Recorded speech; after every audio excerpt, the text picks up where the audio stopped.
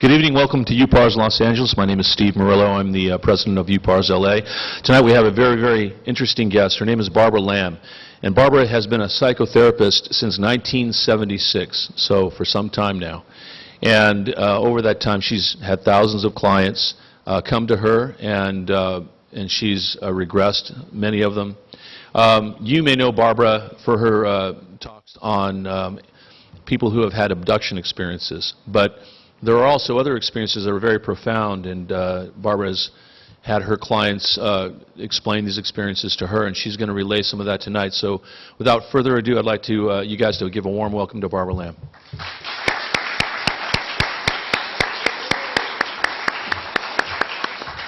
Thanks, Barbara. Oh, maybe we can.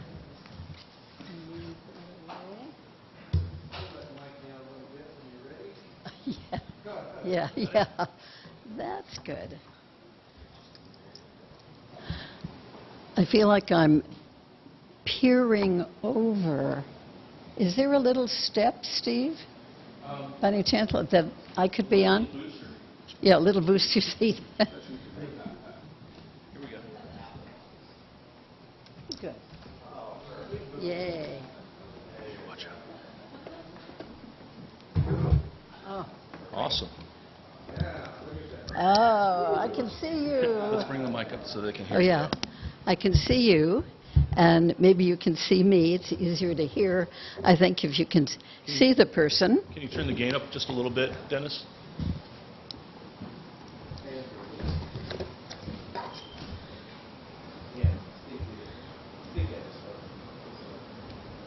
Oh, speak. Yeah. Okay. Yeah. Well, hi, everybody. Thank you for coming, and hopefully you'll be interested in this topic. How many of you have that idea or understanding or belief that we do have many, many lifetimes? Woo! Great. Okay. Not everybody, but that's okay. It's helpful to have a discerning mind, to be skeptical, but hopefully not feel that you have to debunk everything that's a little bit unusual. But as Steve said, I have been doing this past life regression therapy for, since 1984, actually. I was licensed as a psychotherapist in 1976, and I was going along doing regular counseling and enjoying it very much. But I began to realize that I was tending to, with some people anyway, favor some sort of deeper consciousness work. And in 1980, I took I think it was a 2-weekend course in spiritual hypnosis up in Santa Barbara. And that helped us to get really deeply into very deep recesses of the mind, the subconscious mind, and get a lot of answers that we were wondering about from that deeper part. And then in 1981, I had a trip to Peru and a trip to Egypt. I'll tell you in a little bit about those. And then I noticed that just out of the blue in certain places, I had spontaneous past life recalls. At least that's what I came to think of them as. But like these distant memories were coming up of having been there in that location long, long ago. And this was all before I ever gave any attention whatsoever to reincarnation. I thought that was, off there in India, that was sort of a quaint, interesting belief. I didn't subscribe to it at all. But then when these spontaneous things started happening in certain places, or even, as I'm sure some of you have had this experience of meeting a new person and, wow, that's weird. I feel like I know that person. And that was happening sometimes too.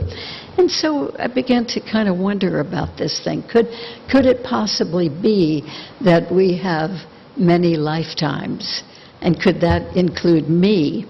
So in 1983, because of these spontaneous past life recalls, I heard of a woman named Helen Wambach, and she was a PhD psychologist, and I heard that she was giving workshops here and there.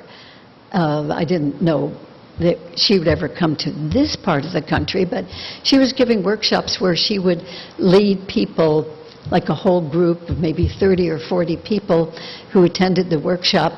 She would lead them into deeper states of relaxation and suggest that they choose whatever time period, and she named off different time periods reaching back in history, whatever time period they just sort of resonated with, or just thought, I'd like to know more about that.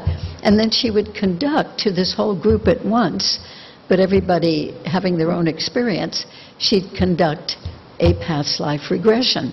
And then we, who were in that workshop, well, I went to one because she gave one in Glendale. I found out a few months after hearing about her.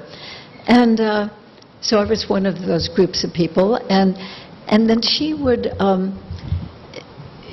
have us have a piece of paper with all kinds of questions and then a space to write in the answer, so that after one of these regressions, she would say, okay, sit up. We'd be lying on mats on the floor. Sit up, or, prop yourself up, and then write down the answer to, like, what time period did it seem to be, what was the climate like, what was the topography like, what were the buildings like, what was the form of transportation, what was the food that you all ate at that time. Anyway, quite a number of questions, and we'd write down right away after having one of these regressions. She was doing this for research, to write a book about it, and she was also doing what we call future life progressions rather than past regressions. And that was very interesting work too. And she eventually did turn that work over to a past life regression therapist whom I knew, Chet Snow, to continue the research and write that up as a book, which he calls Mass Dreams of the Future. Anyway, that was very interesting. I experienced in that workshop 6 different lifetimes, and the most precious thing of all, she said, those of you who would like to find out what you were thinking, what you were deciding in that spirit state of being that you were in before coming into this lifetime. So I said, oh yeah, I'll do that. And some of us did, some of us just sort of took a nap at that point. And that was very interesting, because I realized that we really do choose not only the country, the culture, the race, but the particular parents that we've been born into. And there are reasons for that. Lots and lots of different reasons for it. Even when you choose a really difficult situation to be born into, it turns out that that gives you the opportunity to really work on certain aspects, to maybe develop in certain ways that you wouldn't if you just were born into a very loving, cushy, comfortable family. So, and this began to really catch my interest. So eventually I met the woman who had founded the Association for Past Life Research and Therapies. That was in 1984.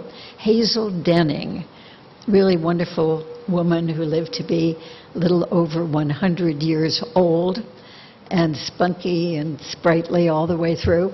And she had founded the Association for Past Life Research and Therapies, and there were people that she had already, in about 3 years of that group existing, had gathered together excellent, really high-quality therapists from all over the United States and even from several other countries.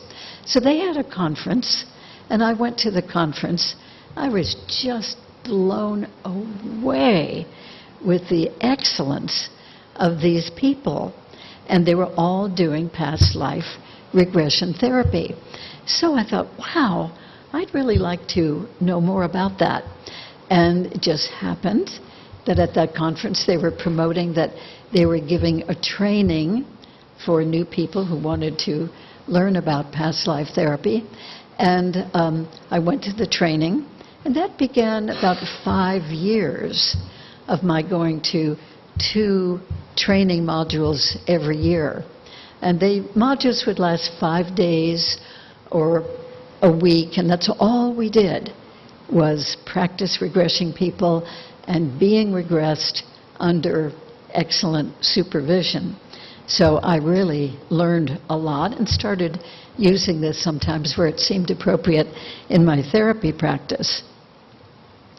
And then I just continued on. So now it's been at least 30 years of doing this work as part of my practice, and I've regressed several hundred clients, or probably over 1,000 now actually, to past life experiences, and a few thousand regressions, more regressions than people, because some people continue to come back for more. They found it so interesting and so helpful. So then eventually I became a trainer for that association, which basically eventually changed its name to the International Association for Regression Research and Therapies, IARRT. So I taught workshops for them and training other would-be regression therapists. And then there was a group called the Professional Institute of Regression Therapy. I did quite a number of trainings for them. There was a group up north in Mill Valley called the Hypnosis Clearinghouse, and I went up there a couple of times and taught weekend workshops for those hypnosis students who wanted to learn about regression. And then I gave some of my own trainings, just privately, when I'd have 6 to 10 people who'd approach me and wanted to be trained in doing this work. Then, in 1991, my first person came who wanted regression work, but not past life work. She wanted to find out what was going on in terms of very unusual, creepy kind of beings, not from this world, from other planets, visiting her. So then that started a whole round of doing regressions for people who have extraterrestrial encounters. And I've worked with at least 1,100 people for that type of regression. And then some of those people living in Southern California keep coming back. So it's been at least 3,200 regressions that I've done for that particular purpose. Well, now I want to go back a little bit and tell you about some of these spontaneous past life recalls. And it could very well have happened to some of you when you've been somewhere that you know that in this life you've never ever been before. So in 1981, I went to Peru, and as you do when you go to Peru, we went up to Machu Picchu, that magnificent place. And the first day that I was there, I was walking along a big lawn that's way up there. It's about a mile high, Machu Picchu, and from the rest of the land. Incredible, spectacular place. And I was just walking across a lawn there amidst the stone remains of buildings and things. And suddenly, I had a really strong sense that I was a little girl. I was a little girl, maybe about 6 years old, and I had very dark skin. I was kind of a chunky little girl, which I wasn't in this life. and had very dark skin, very dark, thick hair, straight hair. And I walked along feeling like I was that little girl.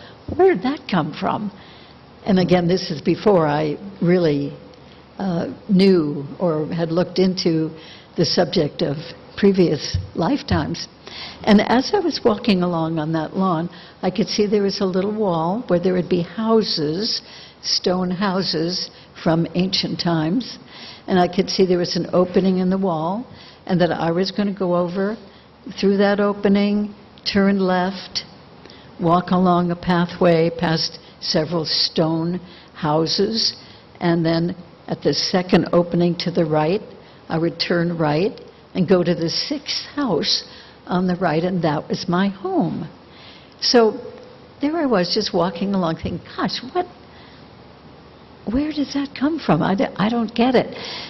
But then I sort of came out of that state of being, still walking across the lawn. And then I thought, well, I'm going to go check it out, see if there's anything to that. So I went through the opening in the stone wall that separated the village from this lawn and turned left, past 2 or 3 houses, turned right, and there was a sixth house on the right. And then it seemed like I had a real strong sense of remembering that. So that was kind of the beginning for me about past life, should we say, bleed-throughs or recalls. And then, still at Machu Picchu, the next day, I was climbing with the group of people I was traveling with, climbing that big peak. You know, you see pictures of Machu Picchu, and then there's a big sort of conical-shaped peak, usually at the end of those photos. Well, that was the peak that we were climbing. I had done a fair amount of mountain climbing most of my life, and I wasn't intimidated by it. I wasn't afraid of heights at all. But on this particular day, climbing up that peak, I was so amazed that the trail came up and went right to the edge of that peak. And it was a mile down to the Urubamba River and the rocks along the edge of the river, we had been told.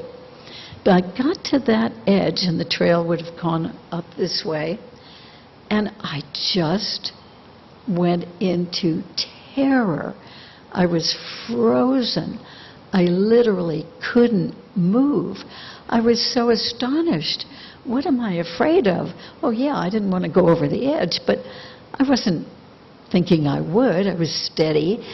And I just was there for, quite a number of minutes. And I was ushering people who were behind me on the trail. Just go ahead. I'll come, I hope. I just need to have you go on ahead. Well, then finally, my companion on the trip came and grabbed my hand and said, come on, you're going to want to get up to the top of the peak. I know you. So he sort of pulled me out of that particular spot. And then I went and climbed up the rest of the mountain. Very, very steep. It was scary, but I could do it. I wasn't frozen. So then, a while later, I realized it was as if I revisited in my mind. I revisited that scene.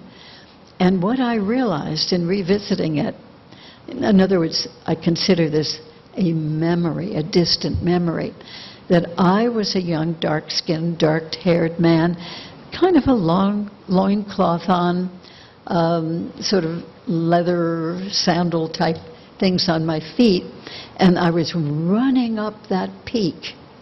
And there was another young man from a different tribe chasing me with a gleaming knife. And just at that point of the peak, he made a lunge for me with the knife, and to avoid being stabbed, I leaned over and fell down 1 mile to the rocks by the Urubamba River. One wonderful thing, I'm just saying this as an aside, one wonderful thing, and this is very germane to the 9/11 attacks of those buildings and all the people who jumped out of the windows. to escape being burned.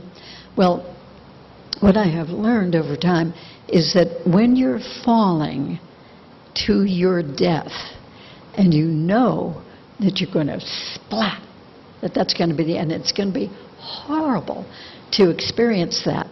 But the merciful thing is, and I've subsequently heard this from other people too, that you leave your body, all of your awareness leaves your body before you hit. And that's what happened in this recall experience, falling a whole mile, seeing the rocks, the big boulders getting closer and closer as I was falling. But luckily I was out of that body before it hit. Of course, that body died, but I went on. So, boy, that was a powerful one. And again, made me think, this is so vivid. It's so detailed. Maybe there's some reality to it. Maybe I really am remembering something. Then, that same year, 1981, I went to Egypt for the first time. And I had expected in going to Egypt that it would be totally, totally different than any place I had ever been. Everything would look different, would feel different. But the very first afternoon, when I was there, having arrived at Cairo and taking buses out across the river to the Giza area, I realized, wow, this looks familiar. And more than just from pictures that I had seen of that area. And a few of us took a taxi cab that first afternoon way out into the desert to a little cottage factory where all the family members were making carpets. They were weaving carpets. And I thought, oh, that'll be fun to see. And as we were driving out there on the desert, I kept thinking, I'm so surprised. Why do I feel so deeply, deeply at home? Why is this so familiar? I had really never in this life seen territory like that. And that sort of thing kept happening for that whole trip, which lasted probably about 3 or 3.5 weeks. So one of these other days, our whole group went to a small temple near the pyramid at Saqqara. And there were these columns, sort of square or rectangular columns lined up in a row, and then another row, and another row. Not really a roof over them. It was sort of an open-air temple, not like the great, huge ones that, have columns that are hundreds of feet high. It was more moderate sized. And I was just walking there in and amongst these columns, and then I remembered, it's exactly what it seemed like, that I had been, long ago, I had been a man in a long robe, and I had a wand sort of stick in my hands, and that as I would walk along, I would sort of strike these columns and riffle them along and create tones and frequencies, energies, and that those energies were used for various helpful purposes. For instance, they were used for healing, used for toning, used for raising consciousness. It was as if this whole temple of columns was functioning as a tuning fork. I mean, these are thoughts I had never had before that, and yet here it was coming up. It also had a lot to do with manifesting things. If you wanted something important and special in your life, you could go along with one of these men like I was and get the energy going, get the vibrations going, and then with your thought of what you wanted, you could manifest that. Maybe not immediately, but in the very near future. So that was interesting. Like, where did that memory come from? And then another day we went to the Temple of Isis at Philae. And that was a very complex temple, like all of them are. They have different rooms leading further and further in to what they call the inner sanctum. And at the inner sanctum, I wanted to be there by myself. I just felt there's something so familiar about this, something really precious to me. So I stood where there was sort of a big granite monolithic stone, perfectly cut, sort of like that stone that was in 2001 Space Odyssey movie. Do you remember that? Those of you who saw that? Anyway, it was a stone standing there in the inner sanctum, and I had my hands on it. I wanted to meditate there. And as I was meditating, I kept having my attention drawn back there to the wall. There was a whole wall of carvings, exquisite carvings, and there was one spot in that wall that I was drawn to. I kept going over and looking at it. It was a carving on the wall of a very upright man and a very upright woman looking at each other. This is a profile picture. And then a much smaller woman standing behind the man.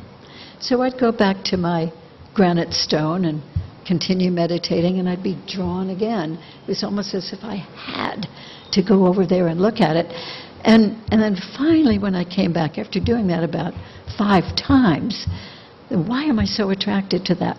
Then it started to come to me that that man and that woman he had been a big leader, I suppose maybe a pharaoh or some kind of leader, and that had been his mother, who was really the power behind the throne. She was really in charge. And I was this little smaller, much smaller woman standing behind the great man. But the important thing about that was the relationship between that man and woman in the carving.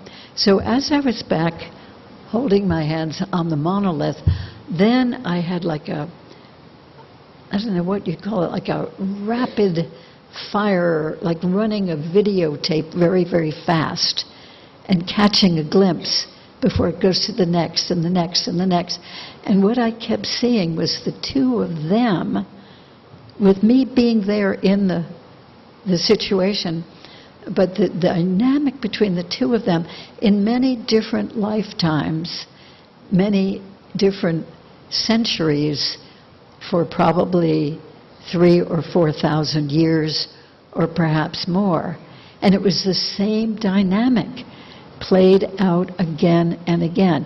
And that man and that woman were, until just before this trip, were my husband in this lifetime and his mother, whom I had challenges with.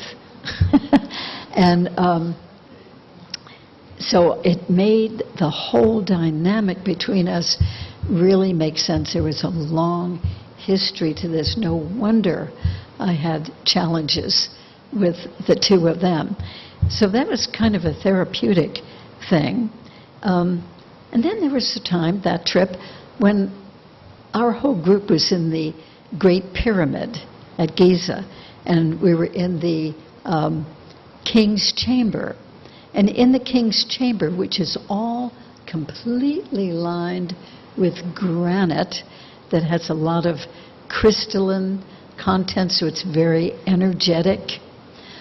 They were also in the middle of that room. It's not a really big chamber. There was a granite sarcophagus, like a tomb, and we would take turns standing around the sarcophagus, 34 of us, and anybody who wanted to, one after the other, could get into the sarcophagus and just lie there, the way that we have been taught these spiritual initiates and priests would do when they were at their final stage of initiation. So while this was going on, people taking turns, lying down in the sarcophagus. It's really hard because it's granite. There's no cushioning. And that we were doing the Om chant. And after a while, when you do chanting like that for a number of minutes, you kind of get into an altered state of consciousness. You almost go into a trance. And I found myself leaving where I was standing at the side of the sarcophagus, going all around to the end where the head of the person was lying in the sarcophagus. And here I was with both hands doing these motions and chanting, and I had the sense that I was some sort of spiritual priestess many, many centuries ago, a few thousand years ago perhaps, and that I was helping the spiritual initiate so that his spirit, his soul, his consciousness could leave the body and go up to the North Star and then eventually come back. And if he did come back, in other words, if he lived through that, then he would be receiving his final spiritual initiation. But the thing that amazed me is that when I was doing this, and I was totally into it, I knew just what to do from somewhere. And I sensed that I was dressed in a long robe of some sort. I was a female priestess and was part of this initiation process, instead of wearing the blue jeans and T-shirt that I was really wearing, during that visit. So that was very interesting. Then the thing that really put it over, and I decided, okay, I really have to look into this past life stuff seriously, was that on my second trip to Egypt, 1983, I was feeling fine. We were visiting a lot of places, and at one point near where the old city of Memphis was, we went walking out in the desert and then down a ramp into an underground tomb. Now there was daylight coming in the tomb. It wasn't all closed up, but as soon as I got into the tomb at the bottom of the ramp, my energy just went thud. I just suddenly felt exhausted and nauseous and headachy and aching all over. And I asked a couple of other people I was walking near to, I said, do you feel anything different here? And they said, no. And I walked on, walked around kind of in a square, past all these big granite sarcophagi. Each one contained a bull, I mean a real, had been flesh and blood bull, because the bulls were, at that period of history in Egypt, were worshipped as God. And so each of these big sarcophagi contained a big bull, or the body of a bull, or by now, I suppose, the skeleton of the bull. So we walked around, and then when I went past one sarcophagus, and I was just feeling awful physically, and I wanted to cry, and I didn't know why. And then I just had a flash, a glimpse, that there was a man on the floor, crushed by the lid of one of these sarcophagi. The lid had fallen off and had crushed him. And he was looking up at me in this little scenario that showed itself. And big, beautiful, liquidy brown eyes, lovely man, dark skin, dark hair, looking up at me pleadingly to help him because he was being crushed. Well, that's all there was to it. Our whole group moved on, moved up into the daylight, and I was just plagued with that image. So soon thereafter, an hour or so later, we were on a train from the Memphis area down to Luxor. And I just stayed in my compartment and said, I don't want anybody in here. I need to pay attention to this. And I processed it. Luckily, I was a therapist. I knew something about processing emotional traumas. And I relived that whole lifetime where I was a slave, dark skin, dark hair, again, slave, and I was being whipped by the slave driver to get that sarcophagus finished and get the lid on top because the bull god had suddenly died. And my best friend for my whole life, my one really true companion, was that man who was being crushed by the fallen lid. So I not only had compassion for a person being in that terrible situation, but he was my one confidant, my dearest friend. We shared everything, and I wasn't allowed to help him. And as I was trying to get others to lift up this granite lid from him, the lid was probably 10 or 12 feet long and maybe 4 feet wide at least. So it was really heavy. Thank you. And but I would be whipped every time I tried to bend down and help him. So he died. But that really got my attention going to past life experiences. And fortunately, it was the next year or later that year, 1983, that I saw this program with Helen Wambach doing this work and realized, you can really officially, professionally regress people to previous life experiences. So let's talk about some assumptions behind all this, sort of the cosmology or philosophy about it. We'll talk about consciousness. Consciousness is really, I've known in so many ways, consciousness is separate from the human body. And we have lots of evidence for this. Consciousness can be in the body, but it's also separate from the body. We have evidence of this because of out-of-body experiences, astral travel, that many people have. We know this because of near-death experiences, people who died on the operating table, but they're floating around the hospital and they're telling exactly what the medical personnel have said and what they've done. So there seems to definitely be reality to that. And we know about consciousness because many of us have been visited by spirits. In other words, by people whom we've known, some of our family members and others who have died, but who've come back and visited us, at least briefly, maybe sometimes for several minutes. And then we know that plenty of people do channeling of disincarnate entities, so that's consciousness in another plane.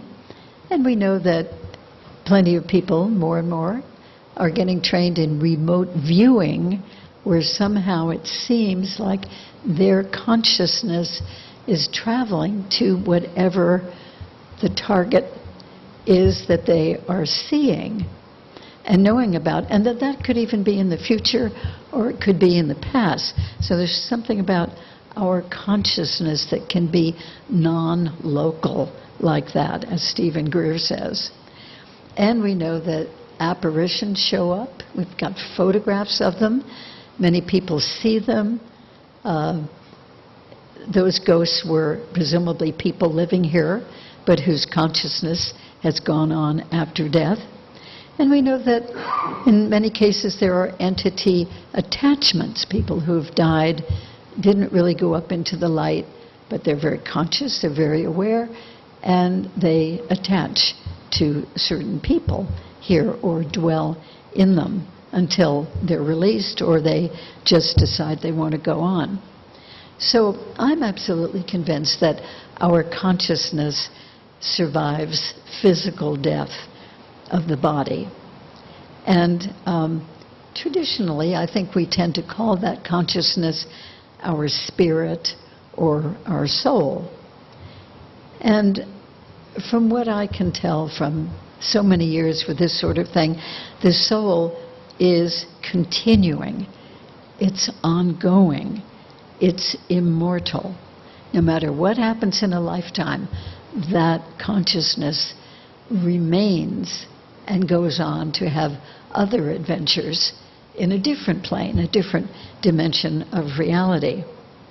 So the soul goes through this pattern, or shall we say, cycle over and over and over. It has life, being incarnated in a human body, and then dies.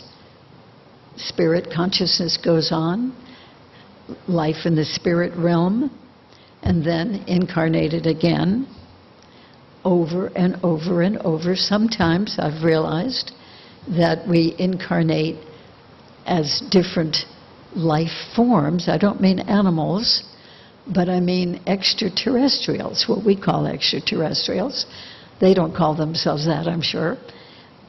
So we can be in another intelligent life form on a different planet, and maybe have many lifetimes there, and then incarnate as a human on Earth. And sometimes we seem to incarnate, or shall we use that word, in different dimensions of reality. Fortunately, these days, we're hearing from certain physicists that yes, indeed, there are a number of different dimensions of reality, and that sort of backs up this whole theory. So we come into human lifetimes on Earth with individual purposes. There's usually, I have been discovering, a major theme that we come into to sort of explore that theme or develop it or perfect it in some cases. And we have minor themes. It's kind of like going to college or university, and you choose, out of all the things offered, you choose a major subject. And you also need to take minor subjects, other courses too, to round out your education. So I think it's like that we come into this lifetime and we may have a major purpose. It might be to learn to finally be loving, or to finally learn to be selfless, or to serve others, or it might be to be more humble, or it might be on the other end of the spectrum. It might be to finally have power over people, power, wealth, influence. We certainly see that today, don't we? With certain people. Be of service is another one. Well, there could be any number of themes. Maybe it's to make amends for something that we did in a previous lifetime, and we think, that's got to be balanced out somehow, or I'm not really complete as a soul. And I've noticed, and some of my past life therapy colleagues have too, that there seems to be a trilogy of things. In other words, one life you might come in as a perpetrator of something awful that you're doing to other people. Then perhaps in the next lifetime, you come in as a victim of that very same type of perpetration, so that you get to experience both polarities of that. And then, another lifetime, you might come in with that theme, victimization, perpetration, the unfairness of it, the difficulty of it, and you might come in primarily as a rescuer to help people who are victims or are perpetrators. They seem to go together. That's what I mean by a trilogy. So eventually, through all these incarnations, we, or shall I say the soul, develops in so many ways. They've experienced so many opposites, so many different kinds of things in the long run, probably thousands of incarnations, that the soul feels complete. And it has really accomplished, it's experienced everything that human life can experience as a soul. And then there's the thought that the soul, when that complete, can merge with the whole source, or just go on into a spiritual, wonderful state of being without needing to even come back again.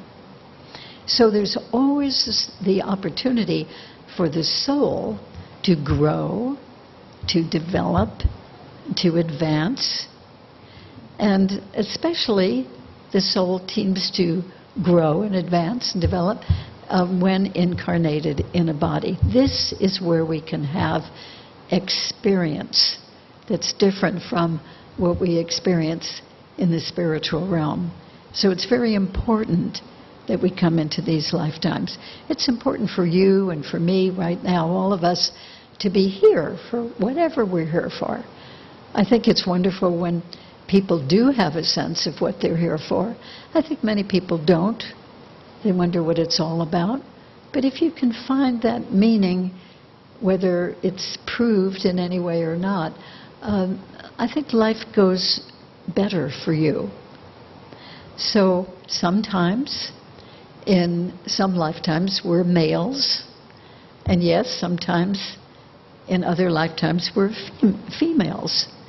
And then sometimes we're gay, sometimes we're lesbian. And there is at least a theory, I don't know if this is totally true in every situation, but the theory is that we're kind of in that transition lifetime when we're gay or lesbian. We're in the transition from a male to a female, or from several lifetimes as a female to a male. And believe me, it is really interesting to have regressions where you are the opposite sex. I mean, I've been a man in various incarnations. I was a big fur trapper, big burly guy, wearing raccoon coats or beaver coats, and up in the North Woods once, and I was a very tall, thin, black, very black African man. I've been Asian, I've been Tibetan, I've been Mongolian, all males. And then I've had many female lifetimes, too. So how fascinating that we get to do all of that. I think it's exciting. And then, of course, we have that state, shall we say, life between physical lifetimes. So in other words, we die, and then there's a whole existence that happens in a different dimension, a different plane, and lots of adventures. My husband, wonderful, wonderful man, happened to die this particular year in January, and he didn't think, he was quite convinced that there was nothing after physical death. And we had a talk about it 2 or 3 months before he died, and he knows how I feel. He's heard that right, from the beginning for decades. And I just said, what's your perspective of that now? Because he was getting older, he was a bit infirmed. And he said, oh, well, I think, when I die, when I leave, that will be the end of everything. And I said, you mean you don't think you'll have any awareness of any kind whatsoever? And he said, no. And he said, well, how is that for you? Knowing that that's such a different point of view than I have. And he said, well, that's fine. And he said, I've had a long life, and it's been full and very interesting, challenging, happy, loving. And so I count myself fortunate, and that's really okay with me if that's the end. Well, okay, so then 2 or 3 months later he he did die. And from my point of view, I'm having fun, not with the fact that he died, but having fun thinking of, all that he's discovering. Because I'm sure, like the rest of us and like everybody, he's very conscious, very, very aware of everything. I don't know exactly how that is for him, but I look at it as he's having one discovery, which he liked to do, one adventure, which he liked to do, just discovering so much. And he, of course, will have to do that for himself. Maybe someday when I catch up with him, I'll be aware of some of what he's been experiencing. Okay, so we're going to go briefly into regression therapy. And it is a therapeutic process using a very deep state of relaxation. We can call that hypnosis. That's what hypnosis is, a very deep state of relaxation in which your eyes are closed. And hypnosis, by the way, is not, N-O-T, not, as so many people think, it's not being asleep, it's not going under or being put under or being unconscious, being unaware, being out of it. And some people fear, if I go under, I'm vulnerable to being controlled by the person doing the hypnosis. But that is not so. There's always a degree of conscious awareness, even when you're very deeply relaxed in hypnosis. So what hypnosis is a nice state of deep relaxation. Your eyes are closed. Your attention is focused inside yourself, not in what's going on outside or what's in the room, so that you're very aware of what's going on in your own inner visual images, your thoughts, your feelings, your sensations, and your actions when you go back to revisit another lifetime. So regression therapy, when it's done for that, which is mostly what I do regressions for, hardly ever for sort of a lighter reason like, oh, I just want to know what I was in my past life, and although lots of people wonder that and ask about that. But regression therapy actually goes to the root of a concern that the person has. It might be a total problem, and we get back to the source, where the problem comes from originally. And sometimes that source turns out to be a previous lifetime. Sometimes the source of a current difficulty is earlier in this life. And when we focus on going back to the source of the problem, we don't know where we're going to end up. We don't know where the person's going to go to or have the sense of going to. But we just I ask again and again in the relaxation process, take us to the source of da-da-da-da-da-da, whatever the concern, the problem is. So when you get back to the source, and frequently it is in a previous lifetime, and you go through the whole scenario, moment by moment by moment, and then you end that lifetime, and all of those lifetimes come to an end, and then right there, just after the ending of the lifetime, going through the dying, which is, by the way, very easy, then I think it's important to ask, okay, what did you learn from that lifetime of experiences? What did you decide? What did you conclude? What are you now believing as a result of that lifetime and having left it? And then those beliefs or decisions, conclusions, etc., get carried over into this lifetime and influence the person in this lifetime.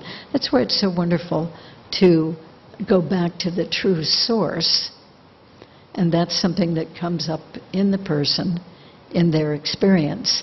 And then we can do a releasing or a healing of those conclusions, decisions, etc., that the person has brought over, so then the person is free from that.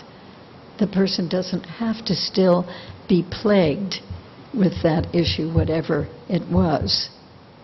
So anyway, it's a wonderful process, and it proceeds moment by moment by moment.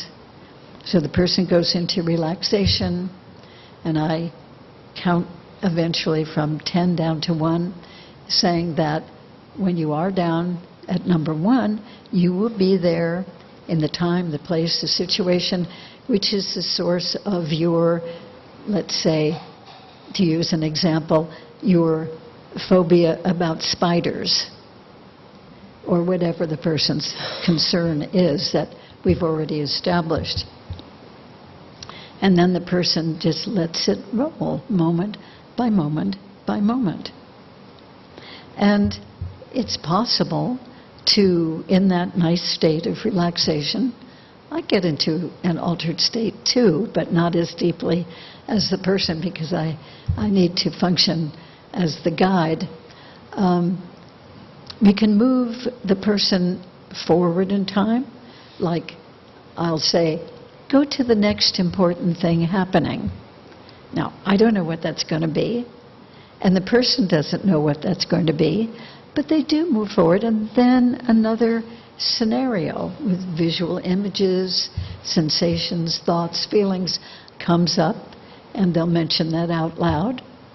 And by the way, the person who's being regressed, as I mentioned before, is not out or under or asleep, just very deeply relaxed. And so the person is aware of my voice suggesting that they move forward, aware of my voice asking a lot of questions to bring out the details, and then everything that I'm saying they are aware of, and then they have to be conscious enough, although very relaxed, to be able to tell me out loud with their words what they're experiencing. And while all this is going on, it's so interesting, the person being regressed might hear an airplane actually going over my office, or they might hear a garbage truck or garden equipment going on. And I try to remember to tell them at the beginning, if you hear outside noises or even noises here in the room, they have nothing to do with you. You don't need to latch onto them. Just let them go by. And they do. So the person might have semi-awareness. The person might also think, gee, I've got to scratch my nose. And so they'll move and scratch the nose. And the regression continues. They might hear me changing the audio tape in my tape recorder, click, click, click, and putting the other side in, and things like that. But they just go on with that other scenario that they feel like they are reliving. One reason why it's important to be able to move somebody back in time in a regression is that sometimes the regression will start out with a person, all that they're aware of is, oh, I'm cold, and it's so hard. And I'll say, what's hard? The floor. I'm sitting on stone, cold stone, and my back is up against a stone wall. And I'll say, okay, what else are you aware of? Well, I seem to have my hands in big iron cuffs, and they're chained, so I can't get up. I can't really move very much, and I'm just here. Is there any light there? I'm always asking questions. Yeah, there's a little light. There seems to be a window from high up on the wall. What is that window like? Well, it's got bars vertical and crossbars. If I could get up there, I wouldn't even be able to get out of it. So here they are, let's say, in a dungeon. That's the beginning of the regression. We didn't know that that's what was going to come up, but it did. And then, after really establishing the environment and what their body looks like, are they male, female, more or less what age would they say they are? And then I say, do you know how you happen to get put into these shackles in this stone dungeon with a little bit of daylight way up above? And you say, no, but it's horrible. I've been here quite a while, and I'm hungry, and I'm thirsty. And then I'll say, well, we can go, would you like to know why you're here? The person will usually say yes. Then I say, well, just go back to whatever it was that was going on that got you put into this horrible place and situation. So then the next thing the person knows is that they're back in, like one scenario that comes to mind from my work is a young man was at a market. He was a homeless young man, and this was some place he thought it was probably Europe, from different indications, the buildings around, the clothing and so forth, a few centuries ago. And he was hungry, and he stole a small loaf of bread from one of the vendors, and he was caught, and he was dragged off in a cart with horses and thrown into this dungeon for stealing a loaf of bread. So much of that sort of thing happened to millions and millions of people. So then we get the whole life, if we want more details of the whole life. And then at the end of the life, whenever that was, whether it's years in the future or fairly nearby where we enter into the scenario, I just say, okay, just go to the very last few moments of your life, and where are you, and what's going on? Is there anybody with you? Are you alone? What does your condition seem to be? And people die of all kinds of things. And then I say, okay, just go right on through your dying until you're out of your body and you can look back and see your body and know that you really are finished living in that body. And they do that. So the moment of death for everybody, these thousands of people I've regressed, it's so easy. What's leading up to it might not be easy, might be painful, it might be difficult, or it might be quick and sudden and a shock. But anyway, the actual going through the dying is just so easy. And I think that's the way it'll be for each of us, too, when it's our time to do that. And then they're out of the body, they look back, they realize they've finished their lifetime, but they're still very conscious. And that's where, as I've said before, so much of the therapeutic work is done. And then there's always this clearing work to be done. If somebody has brought forth something that's causing difficulties now, I think a really important part of the whole process is doing what I call clearing, healing, releasing. So I will just have the person imagine that he or she, as they left that life, as they were in that life, are standing out in a big open field, a big clearing of some sort, and just bringing down healing light from the very highest source, cleansing, purging, clearing their body and their energy field, their aura all around their body. And then I give suggestions, post-hypnotic suggestions, for coming back into this lifetime without that particular problem or whatever we've been exploring in that regression, that they can go on. And that part's important too, I think, the post-hypnotic suggestions. So there's sort of that bridge from that lifetime into this lifetime, now going on without, again, to use that example, the fear of spiders. So that is very, very helpful. And then, sometimes I ask, what lessons did you learn from that lifetime? And the person will say, well, I learned that, like with Scrooge, for instance, it's not okay to be a miser. It's not okay to be mean to the people around you. That's an obvious example. But they very often have learned something from the way that they lived that lifetime. So even if you don't believe that there is such a thing as multiple lifetimes, past lives, if you did a regression, you could take it as a metaphor, a meaningful metaphor, and that can help too. What did I learn from this scenario that came up? What about that is useful to me? And now, if you're the client going through a regression, you would experience going through, at least the way I do it, about 15 minutes, during which you're just getting so wonderfully relaxed. People always say after that, wow, I ought to do that every day. I would lose so much of my stress and distress.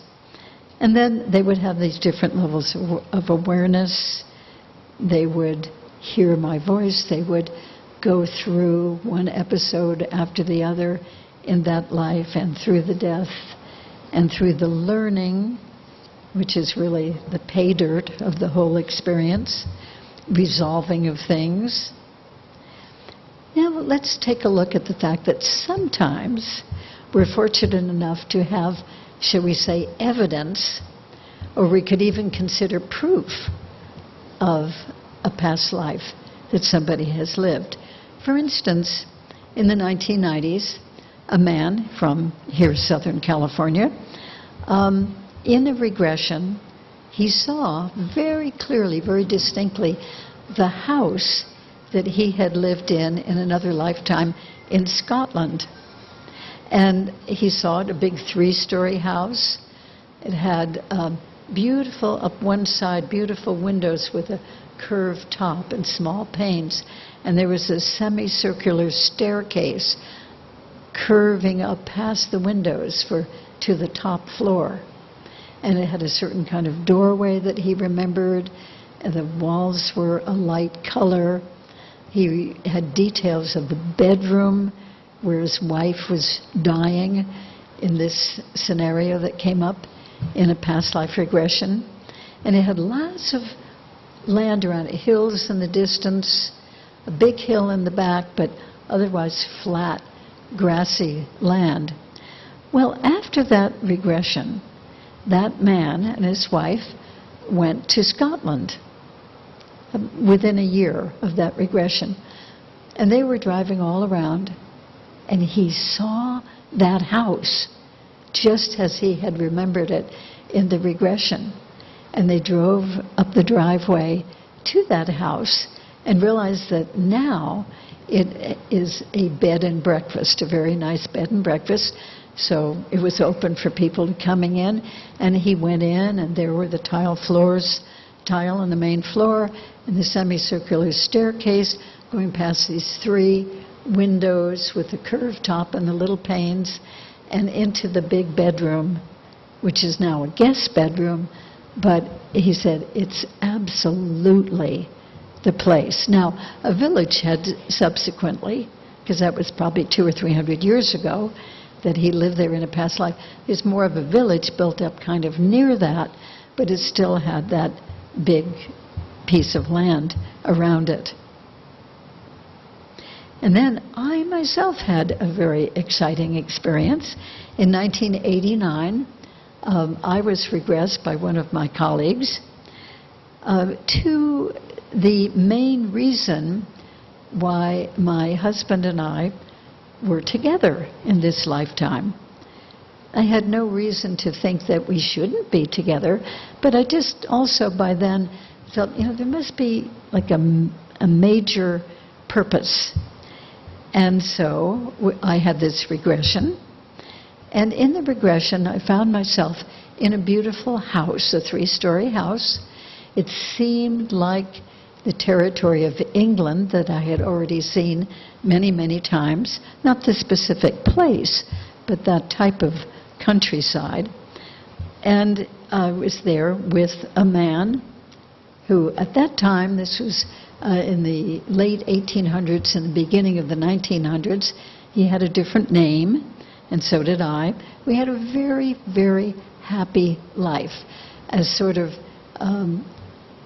gentlemen, landed gentry. We weren't super rich, but we had a very nice big house, big yard.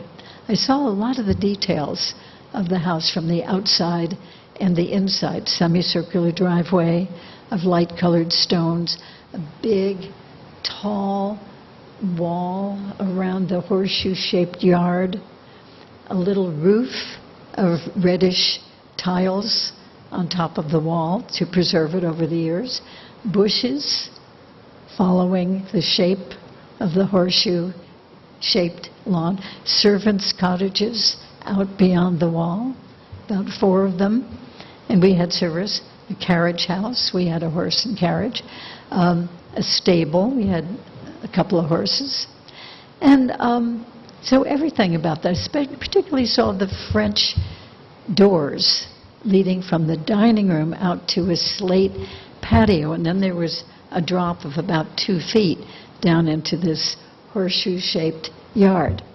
Well, it was a very meaningful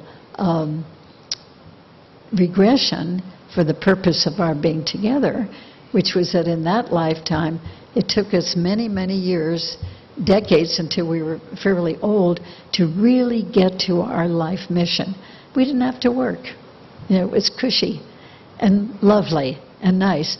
But then after he died, I really got into my work, which was public service of a certain kind. And and then we went to, in the regression, we went to just before coming into this lifetime, and that he, as a soul, and I, as a soul, agreed that in this lifetime, we would wait to be together until our older years, until we had both become fully established in our own work, our own service. So he was born in England, I was born in the U.S. We each had a first marriage, children with that marriage, and then eventually, kind of in the middle years of life, we met, and he continued his work, I continued my work, and yet we were together a lot. And again, it was very, very wonderful, happy marriage. But how nice to realize that that had been chosen, that was deliberate. And this is absolutely true, that the first time I ever saw him, we were being match-made by friends, but I didn't realize it, which is a good thing, because I didn't want to be match-made at that particular phase. And he was visiting from England. So anyway, friends had us over for dinner. And when I got there first, and when he came up over the door sill, and I'd heard his name, and I knew basically the kind of work he did. I'd never seen a picture of him or anything, didn't know anything about him personally. But when he came in the door and I greeted him, I thought, oh, I know you. I already know you. Those were the exact thoughts that went through my mind. What a surprise.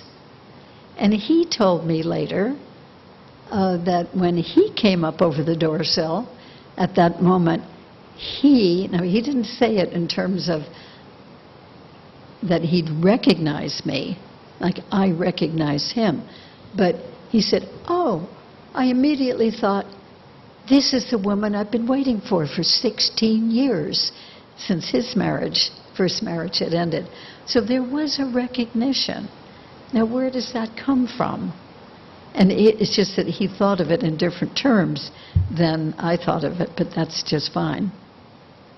I forgot to go on and say, very importantly, that lifetime in that nice house in the English countryside, that was 1989 that I had that regression. And then a few years later, in 1996, I was in that part of England, Wiltshire County, researching the crop circles, and I was in a crop circle with a friend on a slope, and it had very interesting features, so we spent at least a couple of hours checking out all the little features in this crop circle, and I kept looking back over there. Gee, that's a nice house.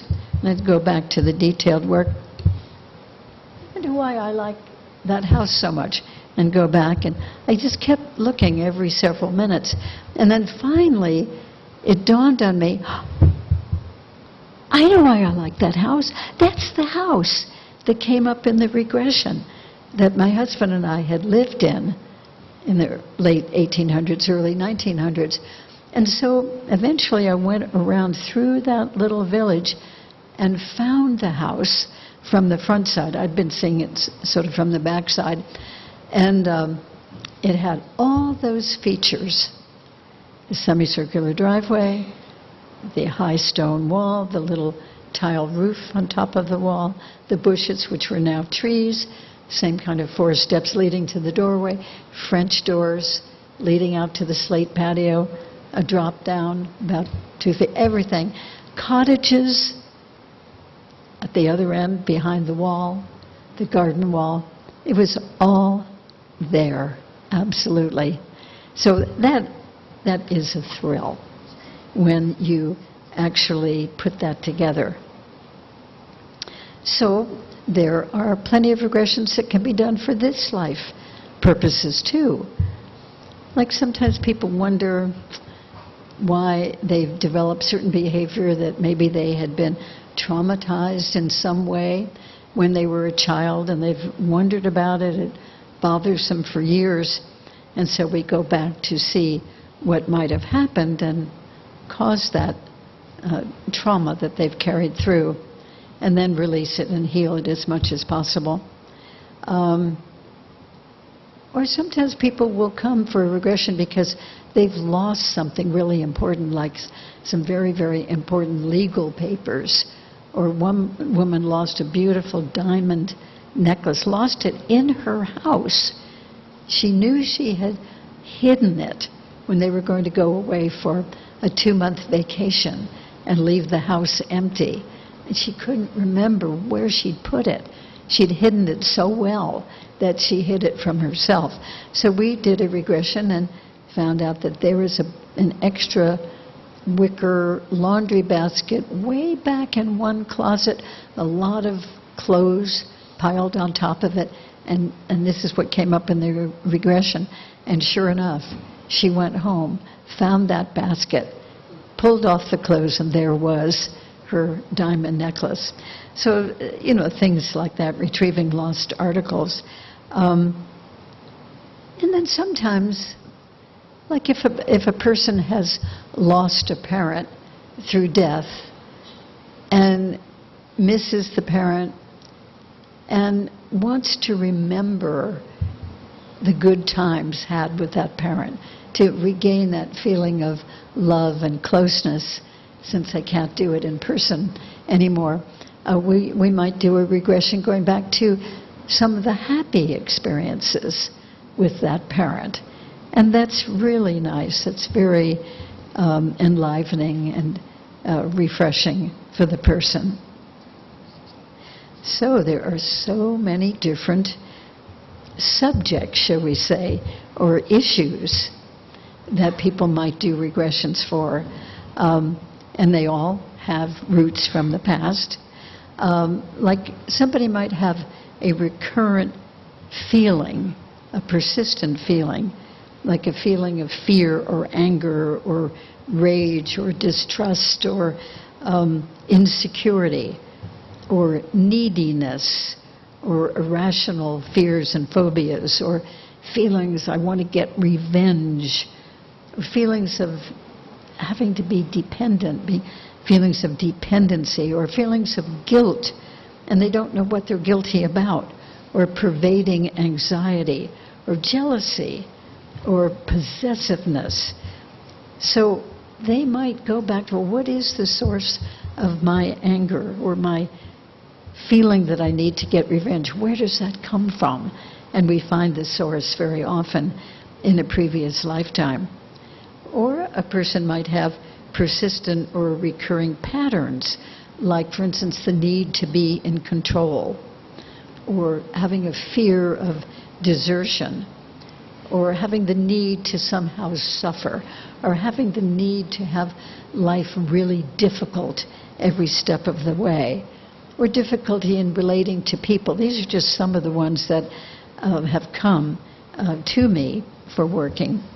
Or a total everlasting distrust of men, and yet they've had good men in their lives who didn't betray their trust. Being afraid to stand up for oneself, or being afraid to speak your mind, being afraid to speak in public because something awful might happen. I've had quite a number of those. Being afraid to make waves. So things of that sort. And we find the root of that in a past life and then release it. Lots of people, you'd be surprised probably how many people have fears and phobias of certain things, like claustrophobia. One person came to me with that fear. Where did that come from? And found himself piled on with dirt and rock, hardly any space to breathe in. And it turned out that he was a coal miner, and that part of the mine had collapsed on him. He could just barely move. Actually, he wasn't rescued in that lifetime. He did die. Or fear of heights. A number of people have come to me, debilitating fear of heights.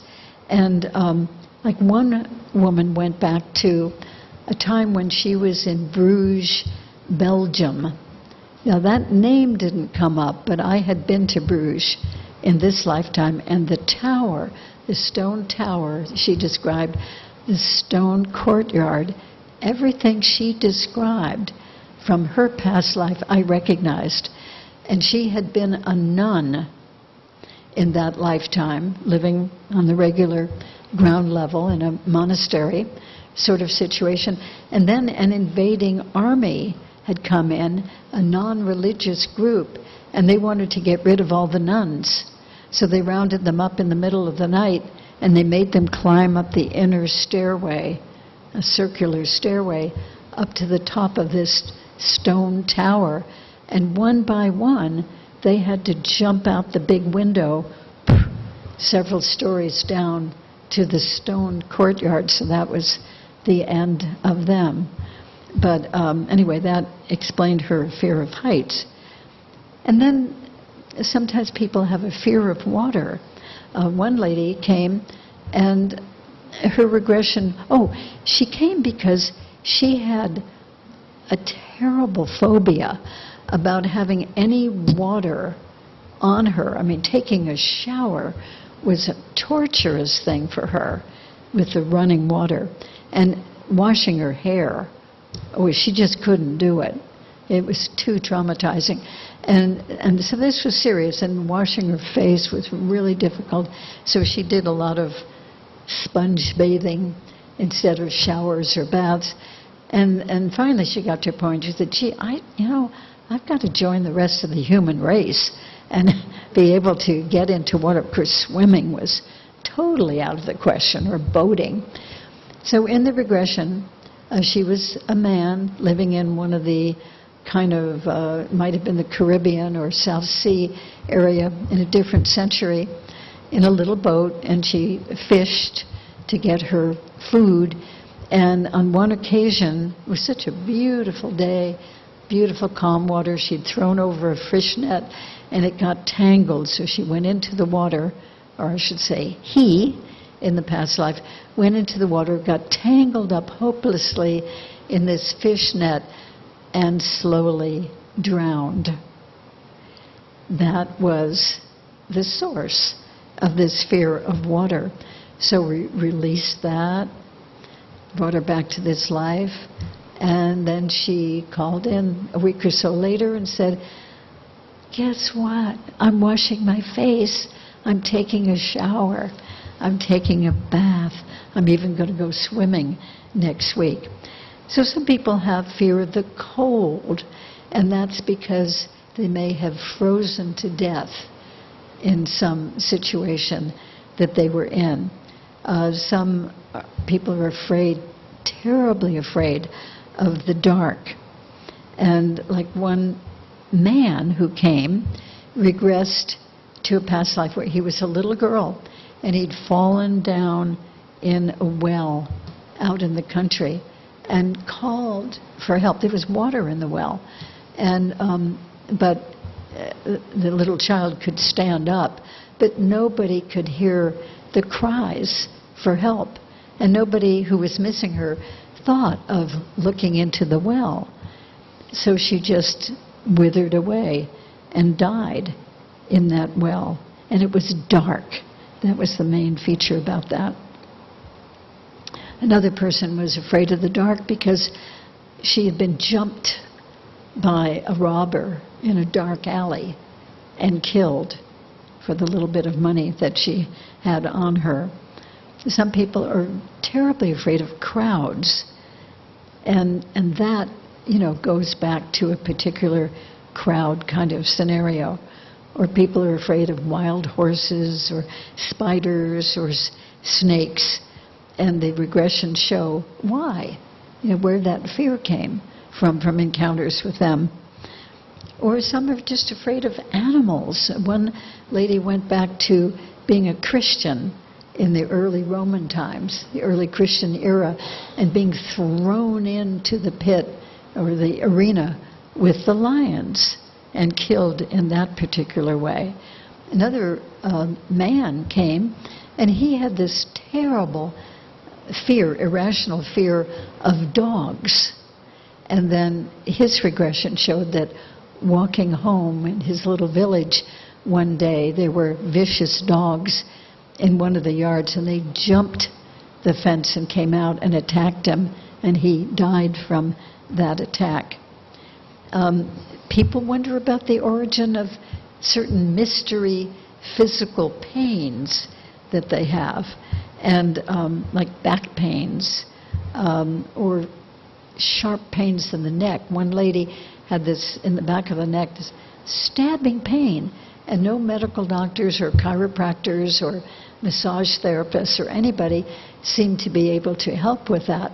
And so she had a regression, and it turned out that in the old American West, she had been a young Indian, Native American man, and because he had misbehaved on this one occasion, he wasn't allowed to go out and do the hunting of the buffalo, which he really wanted to do.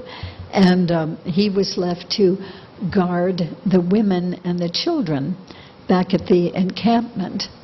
And he thought, this isn't a worthy job. And there were no enemies around. I don't need to really pay very much attention. And because he was distracted and wasn't paying attention, another tribe came up with a knife and crept up behind him, stabbed him in the back of the neck.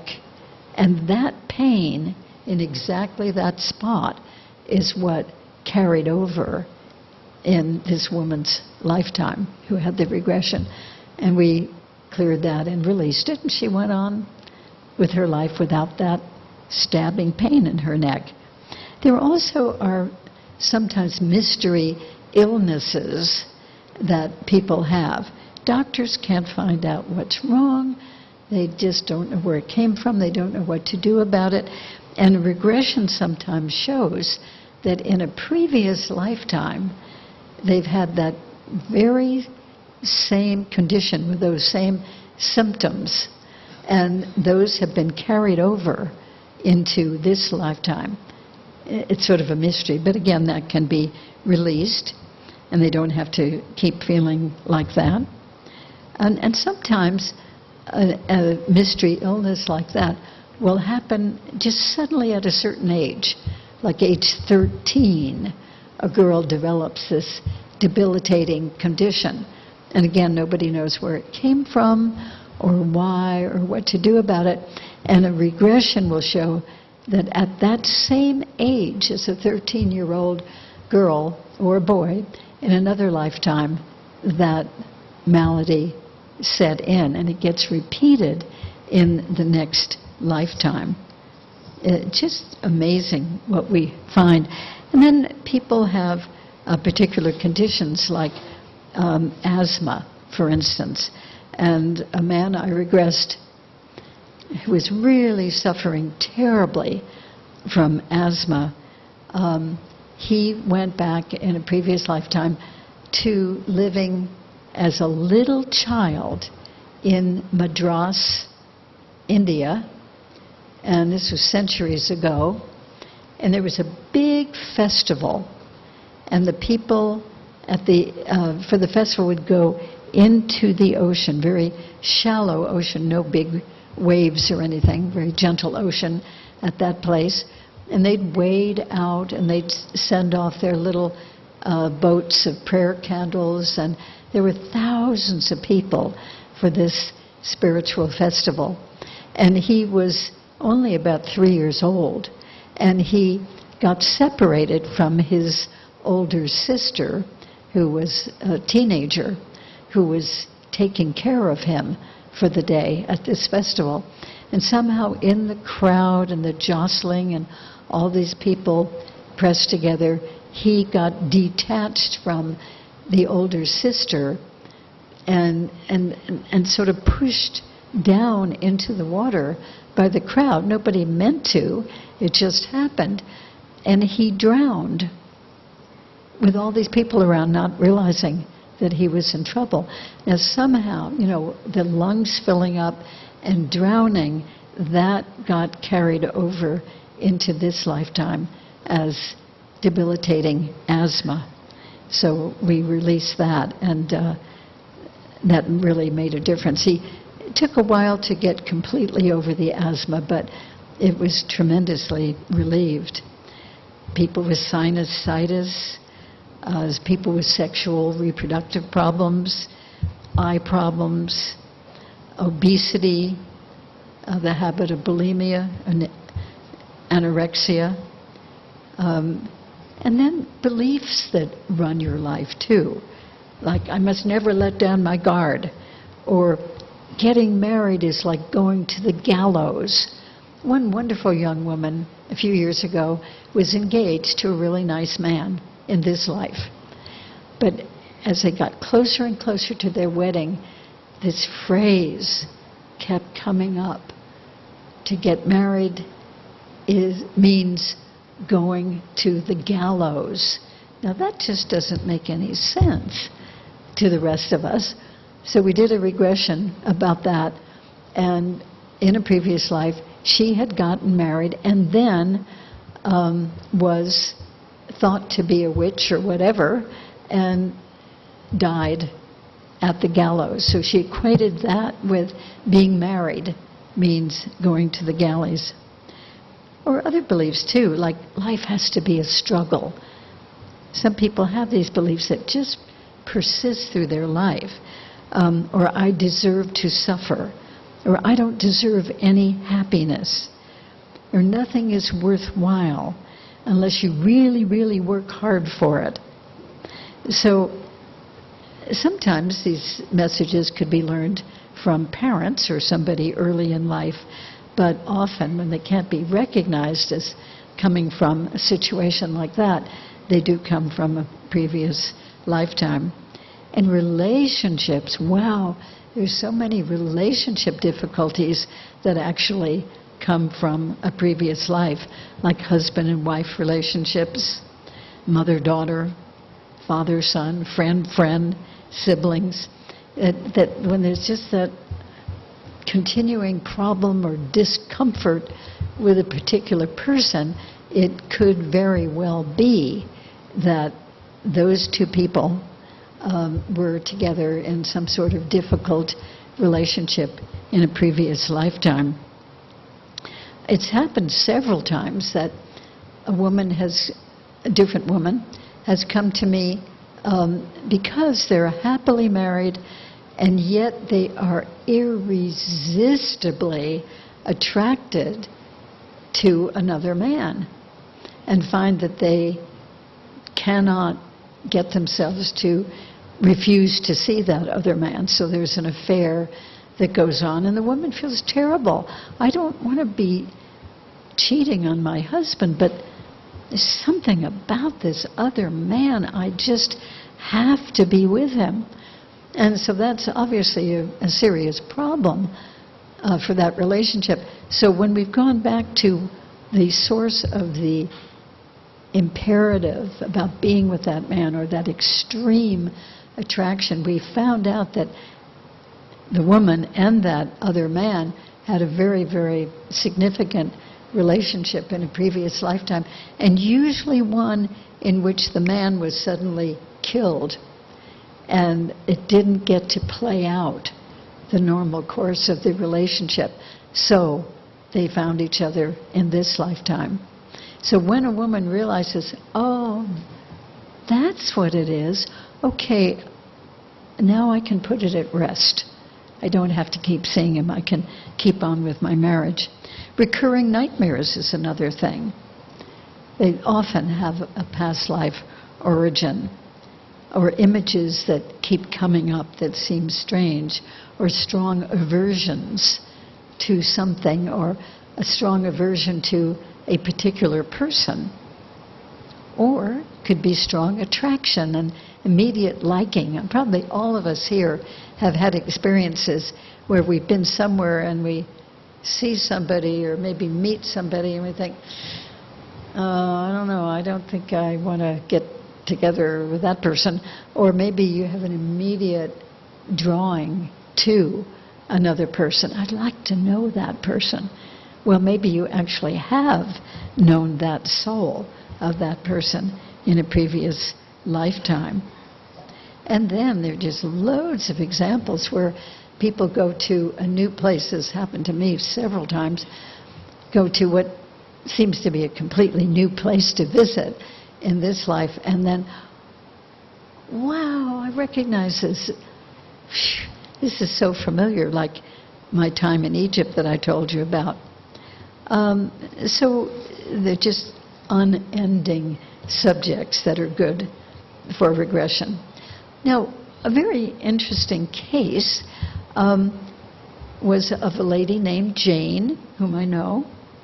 And Jane was and is a lovely opera singer in the East Coast, in Cambridge, Massachusetts. She lives. And we were on a trip together, and she said, you know, I've often wondered why I became an opera singer. I mean, nobody in my family has the least bit of interest in music. Nobody has any talent. And yet here, from early childhood, I've been a singer. And I got my voice trained and became an opera singer, performed a lot, and am now, mostly in my older years, training other opera singers. And so we went into a regression to see where this unusual talent and fascination came from. It turned out, in the regression, I was in the 1800s. She lived in a particular beautiful house right in Cambridge, Massachusetts.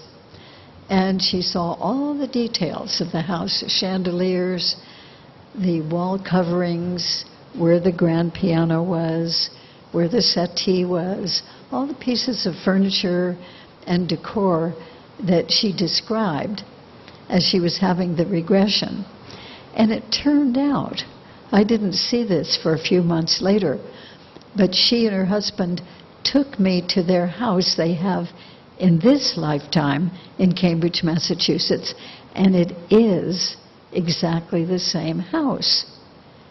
So the subsequent owners of the house had done, rearranged the furniture differently, it was still the antique furniture, and did different wall coverings, wallpaper.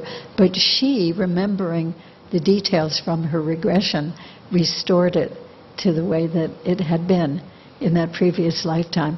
And she could understand why she was an opera singer, because in that lifetime she was a very celebrated, beautiful young woman opera singer. So that was really fun. Now, the most famous case, by the way, most regressions for most people do not take them to having been anybody famous. I mean, I don't believe the stories that you hear that there were 50 people who believed they were Cleopatra, for instance. I don't think that really happens, that many people believe that. But this particular woman, who was a young psychiatrist from New York City, she was at one of those training workshops, and I regressed her, and she went back, and I think this was really true, she went back to being the last Tsar of Russia. And she knew so many details. She knew about that last night of their lives when the Tsar and his family and Rasputin and various advisors all gathered in the basement, and they had certain tunnels already built for escape. And she was one of the children. She was the Tsar, and he had several children and a wife. And she went through the whole thing about the uprisers, people coming, finding the tunnels, the escape tunnels, coming in through those tunnels and killing them right there in the basement of the palace. Now, this woman had, sure, just like all of us, she's heard of the Russian Revolution and the killing of the Tsar and his family, but she hadn't read anything about it. She knew no details. She just heard of it, and that was enough. But she came up with all these details, and then subsequently she read about that historically, and all the details about the basement, the underground tunnels, the rebels coming in through the tunnels and killing them right there in the basement, that all was true. So I think that the regression was true. Now, the last topic that I'll get into. Okay. It happens in my house a lot, too. What was that? What was that noise? I always feel better when I realize what it was. Many people have had past lives as extraterrestrial beings. So I'm not talking about people who were humans and had encounters with extraterrestrials.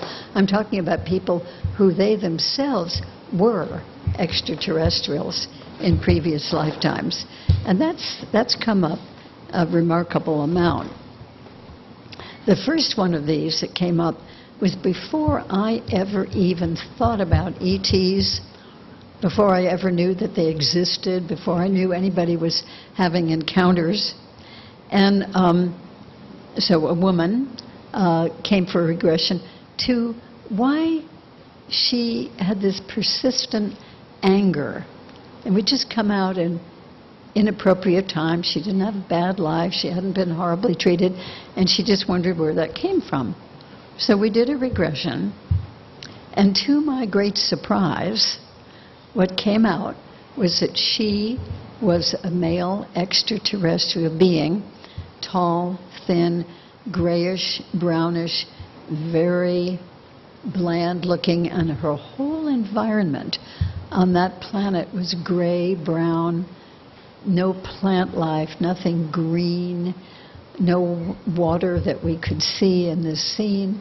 I don't know how she as a he, E.T., I don't know how that life was able to live. But anyway, she was very bored as that male, bland, dull E.T. Nothing exciting was happening at all. But in his years of learning, he had realized that there was a planet, and they called it planet Earth, where there was a lot of, not only a lot of things happening, but a lot of emotion. Good, bad, up, down, in and out, a lot of different kinds of emotion. So that E.T. died, and then dedicated himself to incarnating the next time on this planet Earth, relatively unknown to him, and came in as a female a few hundred years ago in what we call the Middle East. And she was a young woman of great beauty and some charm, and she was chosen by the Sultan to be his wife. And she became his wife. So she had a very favored position because she was the first wife of the Sultan. And then as the years went on, the Sultan took on more wives, ever younger. And as she was aging, the younger ones looked more and more beautiful, more and more desirable for the Sultan. And she was getting really protective about her position. After all, she was number one wife. But there was a young one there, a young wife, who was very envious of her and her position. And she did all kinds of nasty things so that this older wife, the first wife, originally an A.T., kept getting really angry. And the young one was so envious and finally killed this older one, and did it in a sort of a slow, torturous way, like slowly poisoning her. And so as the older one was slowly dying, she was furious. She knew what was going on, but she couldn't prove it and get the younger one in trouble. So that started her on that whole path of being angry, having really strong emotion. And that carried over a few hundred years into this lifetime. After we did that regression and released it, she reported, I continued to see her for a while, that, well, you know, I just feel so much more comfortable. I just don't seem to be reacting in anger like I used to. So that is really great. Then another one that happened, and this was before I had any awareness of extraterrestrials, a woman came and she wanted to know why she had a fear of going to new places and getting lost, a really pretty serious fear, getting lost and marooned or getting kind of stuck there. What she found out in regression, that she was a male extraterrestrial, and she and another male extraterrestrial from another planet came on a small spaceship. They landed here on planet Earth in an open field, and that field happened to be by a river, and they could see that there were some structures along the way across the river. Well, eventually they needed food, and so they ventured, they walked along this big field. They eventually found a bridge. They just didn't know about this water stuff. I think they felt it, and it was cold, and they just didn't trust it. They didn't want to cross the river by going through the water. So they found this bridge and went over and got the food and so forth. But then when they came back, they apparently wandered way too far, and they couldn't find that bridge to get back to the other side and get back to their craft. The craft seemed to be okay. It had not crashed. It had just landed. And so they were afraid to go in the water. They even tried wading into the water, but it just seemed so foreign and as if it would really harm them terribly. So they just stayed on the wrong side of the river and eventually died there. So that wasn't a great outcome. We got 15 minutes left of the DVD. Okay, thank you. Just quickly, you can be thinking if you have any questions in the meantime. There was a lady, I regressed years ago, probably around 1990, and she was wondering why these three little white beings kept showing up in her room. She wasn't afraid of them, but she just wondered, what is that? She kind of felt like they were little companions. She didn't object, but why was she having them visit her?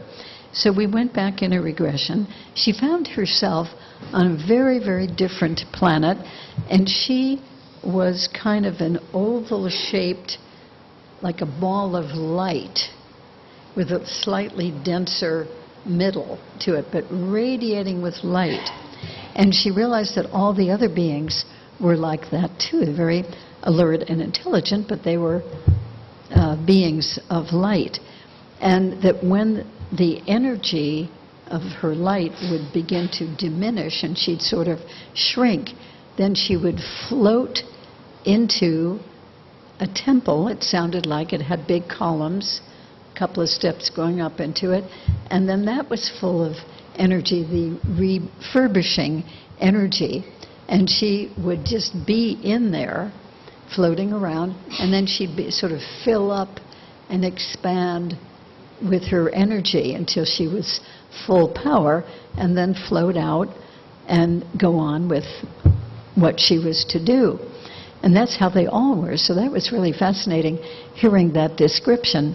And then there came a time when she was asked if she would go to a different place, go to a planet called Earth, and then be able to come back, see what life was like, be part of that life, and then come back again in the craft and tell them about life on planet Earth. So we went through the whole thing, very interesting, about how she got onto this craft.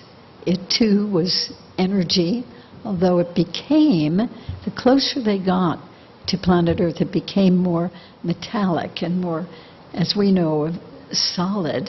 And she became more solid. She, the glowing light shrank, and she took on a whole different form, which we would recognize as a more human form. And it was a long journey, slow transition. And then eventually they got to planet Earth, landed, and she got out to have her new life there. And it must have been about 30,000 years or so ago, because the people who were living there on planet Earth were very basic, like Cro-Magnon people, cave people, and living in a very primitive, from our point of view, primitive way of living. And she didn't know how to behave. She made some mistakes, and so she built up some karma, and then she had to keep coming back. So she's come back many, many times for 30,000 years into this lifetime as a woman living in Chicago.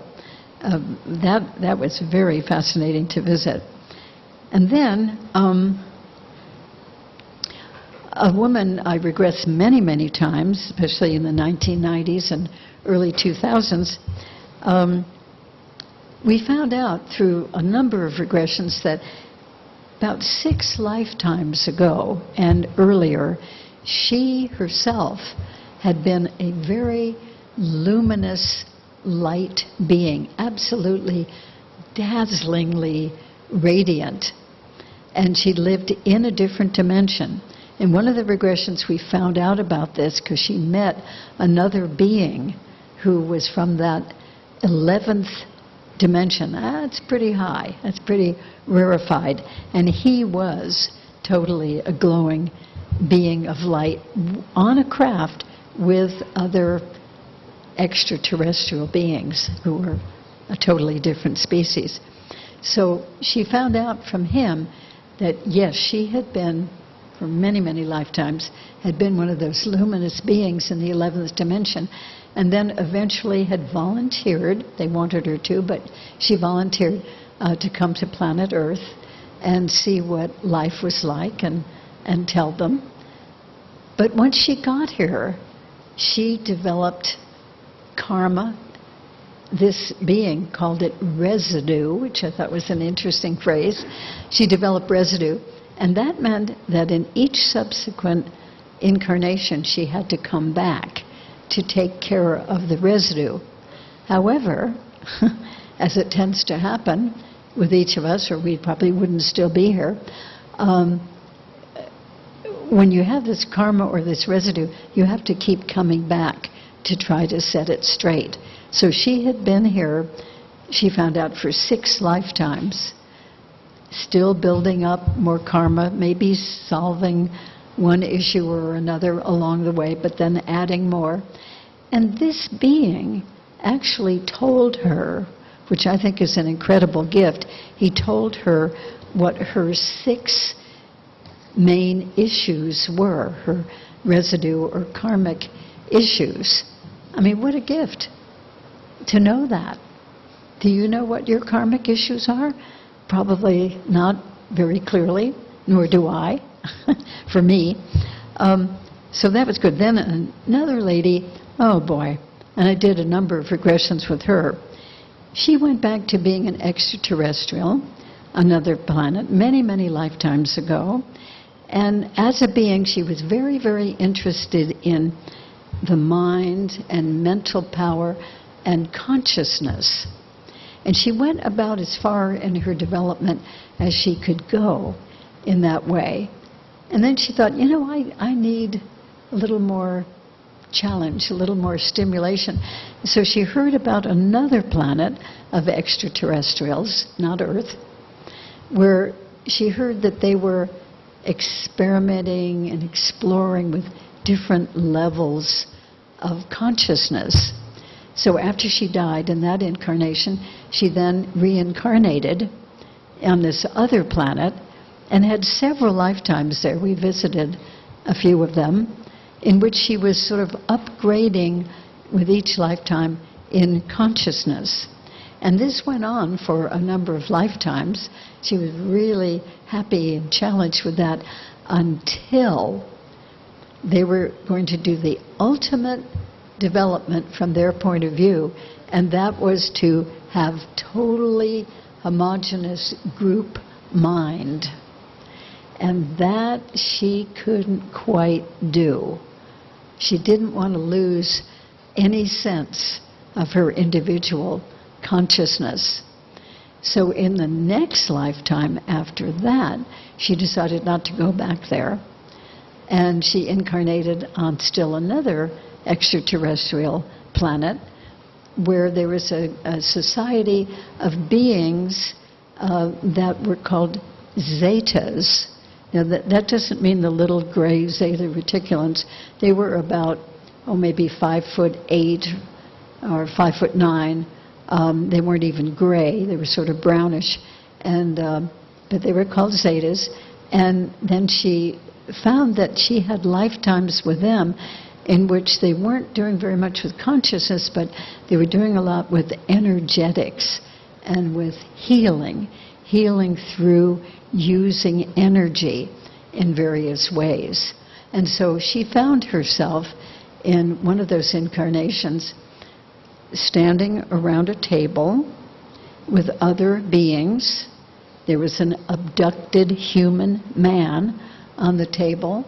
She was one of the healers. She was a he, extraterrestrial, and she looked down and she was having the same kind of body, the same build, slender build, very thin, and as the rest of them. They all looked pretty much the same. And they were working on what they called the energy code point in their healing work on that human being. So it turns out that that woman, wonderful woman, even before she got to the healing lifetimes, had left her corporate job. She was rising up very nicely on the management ladder, had a really good job, good future, good benefits, all that. And she left it because she felt very drawn into doing energy healing and was taking healing classes with Barbara Brennan in New York to learn to be an excellent healer. Now, we did this regression late in the 1990s, but she is a body worker healer even today. And now we know where that came from. Now, just recently, I did a regression with a wonderful man who had some real reservation about speaking out in public. He had a lot to say. He was very articulate, but there was this real discomfort. He knew he would be speaking out in public, giving lectures and presentations, and so he kind of had to get over this real discomfort about speaking in public. At one point, he had a little glimpse, like a mini spontaneous regression, of having been stoned to death. And this was really bothering him for a period of time, so he came for a regression, and we found himself on Atlantis long, long ago. We don't know how many thousands of years ago. And Atlantis at that time was populated by a number of different species of extraterrestrial beings, each from their own species, each their own planet. And they were living here. They had been living here for probably a few hundred years at the time of this regression. And they had all come from very different heritages. They looked like different types. It was kind of a grand experiment. But they were here on Atlantis, and they were living together really remarkably peacefully. In fact, they had begun to, over the few hundred years, to intermingle with each other and have what we would call them hybrid children.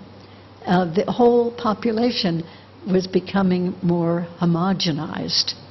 And not only that, but they were sort of forgetting the unique heritages that they had come from and what their species was really all about, because of this mixing with others. And they weren't teaching their children. Also, they were getting very involved in earthly pleasures. And so there was objection on the part of some. It happened that about twice a year, there were the elders from those different civilizations, quite a number of them, that would come to Atlantis in their spaceships, which were coming and going, and they would have council meetings and discuss things, how this group on Earth was getting all homogenized together, forgetting the heritage, getting into the earthly pleasures, a lot of interest in dining and sexuality and good alcohol, wine to drink. And so they had these council meetings, and this man, my client, was chosen by most of these elders, and he was an extraterrestrial too. He was chosen to be the spokesperson to try to speak to the whole populace there on Atlantis and get them to honor their own traditions and to develop more spiritually instead of all the sensory pleasures. Well, there were two men in that council who did not like him, and they did not think that he should be the one to be the spokesperson to the populace. They were envious of him, he felt, in that regression. He came from much a higher status family, more of an aristocracy. And anyway, they just didn't like him. So he went out the next scene in the regression. He was giving a talk to the whole populace and gave it successfully, And then he used to like, after giving a lecture, to go out in a certain big open place at the edge of the stage and sort of get himself together. And these two beings who didn't like him gathered a group to come with him, and they stoned him to death for speaking out. And then they took his body, he was already out of it, watching from above, and they dumped it off the cliff, which was a couple of 100 feet above the ocean. So that obviously was a traumatic way to go, and that has sort of carried over into this lifetime, all these thousands, probably multi-thousands of years later. So those are just some examples. We're going to finish now, and if there's any time, I would certainly be happy to answer any questions. But thank you very much. You've been a great audience.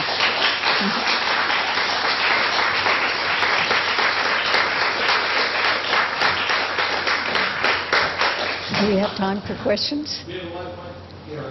There's a live mic over here, if any of you guys want to come over and ask a question. Test 1, 2. Okay. Does anyone have a question to come up? Okay, we have one coming. One brave soul. Brave soul.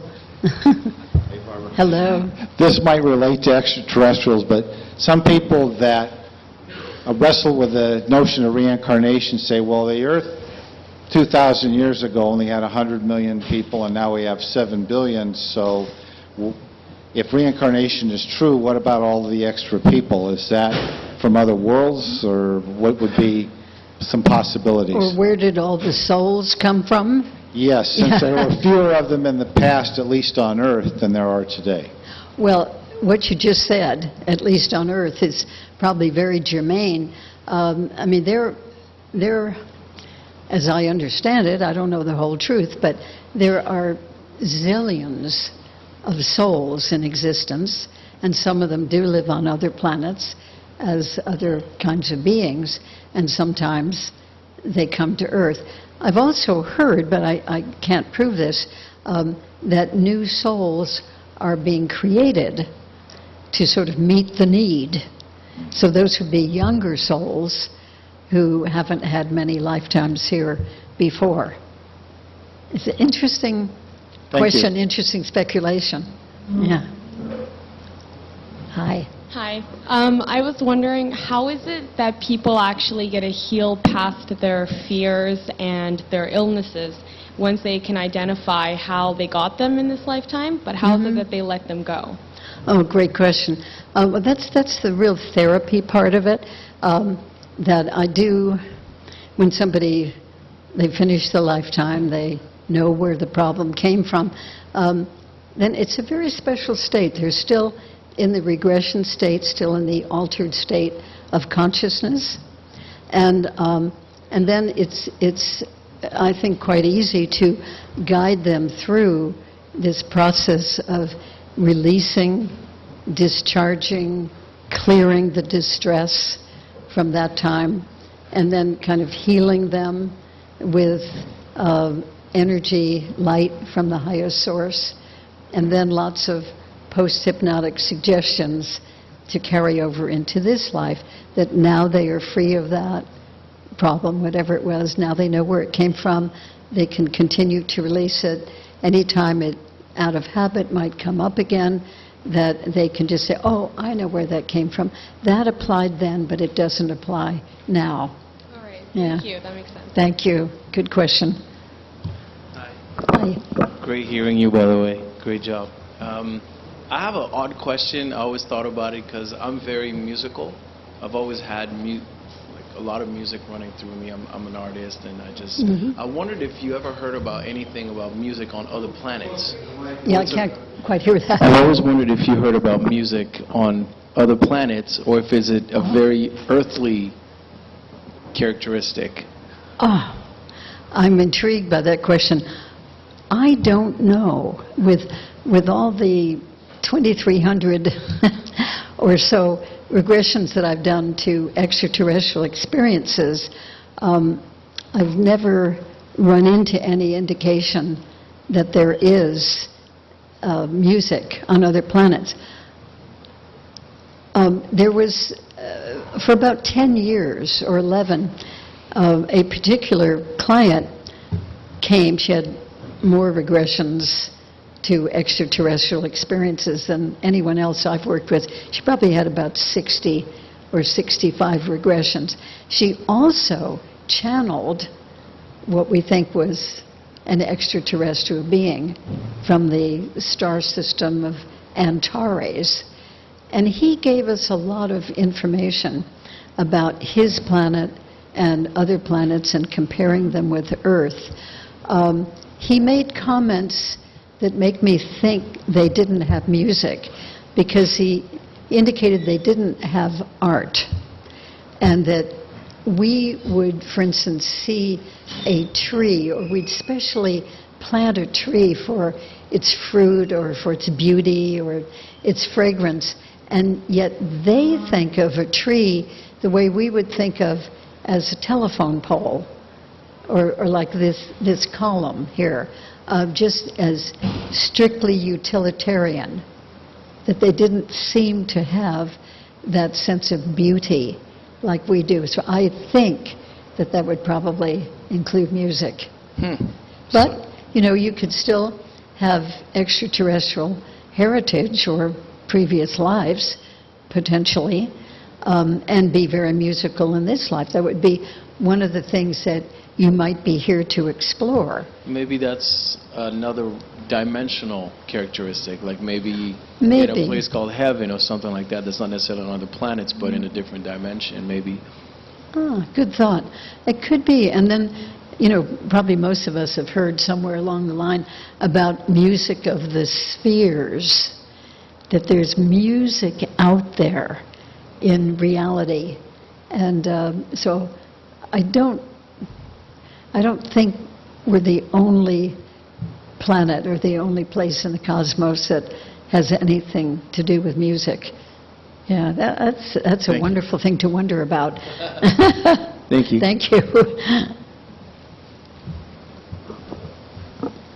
Yeah, Hi, it took me in Jason. a different direction. I was going to say there's been plenty of people that have discussed channeling works of art and music, definitely. And I know I've been behind a piano. I'm sorry, Jason. Yeah. Maybe stand a little bit further away. It's sort of fuzzy sounding. Oh, okay. Yeah, it's better. Okay. I couldn't Yeah, hear you. plenty of people that have discussed feeling that they've channeled works of music, and I know I've been behind a piano. I don't play piano really, but you definitely, I've had a sense many times I've been channeling somebody or something. It's just like, how is that? But I was thinking about, did you mention earlier in your talk that you said something about a soul is essentially a single unit? I was thinking about like composite souls and multiple personalities and how that would conceptually play into the model that's being presented. Yeah, I mean, there certainly are theories that I've been aware of, too, of kind of an oversoul, like the Seth material, channeled by Jane Roberts, talks about that, and that how there are different sort of pieces or fragments of that oversoul that live different lifetimes. So they're sort of related to each other, kind of like one soul would sort of fracture out into different experiences. Now, I don't know if that's anything more than a theory. It's a very interesting theory, but in the regressions, that doesn't come up. It seems very specific.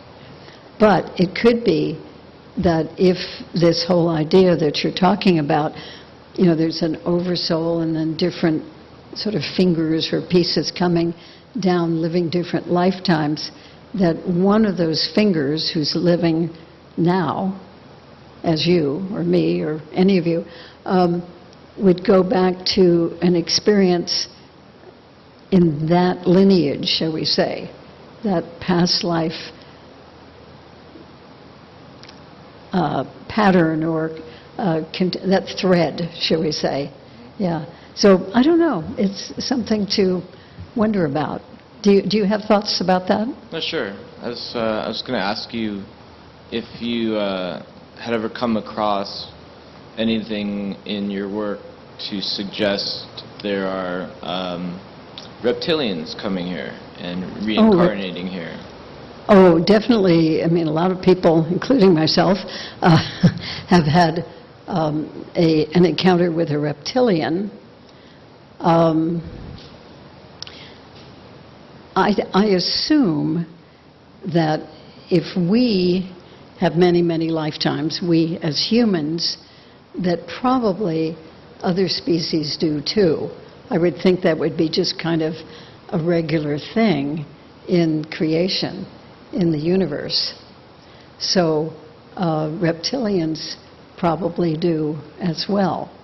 And then there's the whole question of, are they in this dimension, this 3D reality that we're living in temporarily in these lifetimes? You know, do they come in from another dimension, which seems like is the case sometimes. I was going to say, does cosmic reincarnation, if you will, shatter the prime directive? Will it shatter the prime Does it? directive? Yeah. You know, I think those questions are fabulous.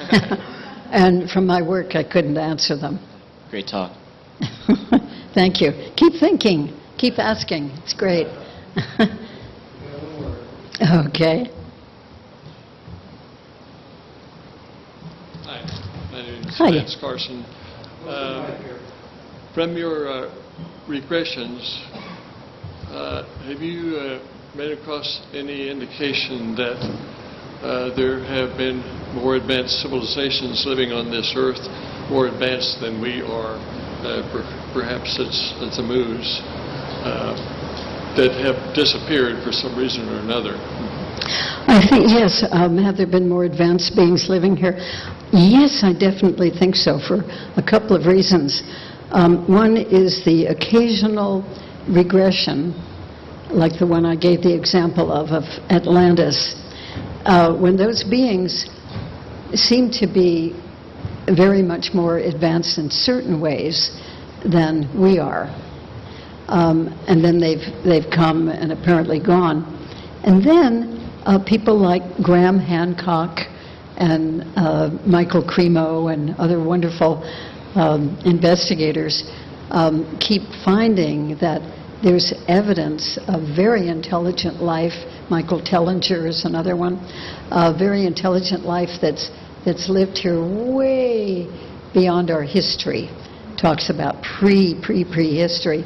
And there's evidence on the earth in Bolivia and, well, a lot of places where it's thought that these structures left there, Baalbek, Lebanon is another one, the pyramids of Egypt, that very intelligent species of some kind, we don't really know what kind, whether they were human, advanced humans, or whether they were extraterrestrials, very advanced, but they actually have been here for a while and building these things. So regressions and actual physical stone evidence. Would that include the moose? Have you... Include what? the moose, M-U, the other... Oh, the continent of civilization Mu? than just Atlantis. Yes, I think so. I think Mu, to me, is Lemuria, is absolutely fascinating. And I've had 2 trips to Easter Island.